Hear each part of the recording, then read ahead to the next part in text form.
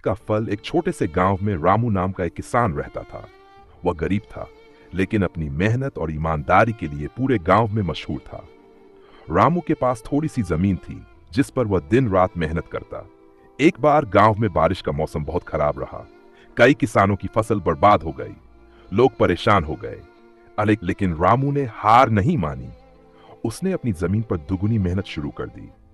वह सूरज निकलने से पहले काम पर लग जाता और देर रात तक खेत में काम करता।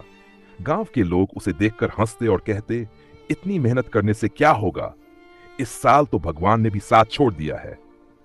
लेकिन रामू ने उनकी बातों पर ध्यान नहीं दिया और अपने काम में जुटा रहा। कुछ महीनों बाद जब फसल कटाई का समय आया तो रामू के खेत में हरी भरी फसल लहलहा रही थी। बाकी किसानों की फसल खराब हो चुकी थी, लेकिन रामू की मेहनत ने उसे फल दिया।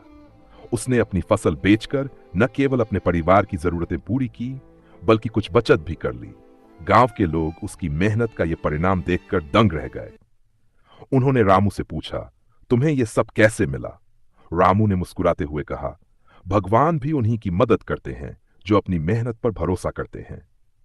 इस कहानी से हमें यह सीख मिलती है कि सच्ची मेहनत का फल हमेशा मीठा होता है।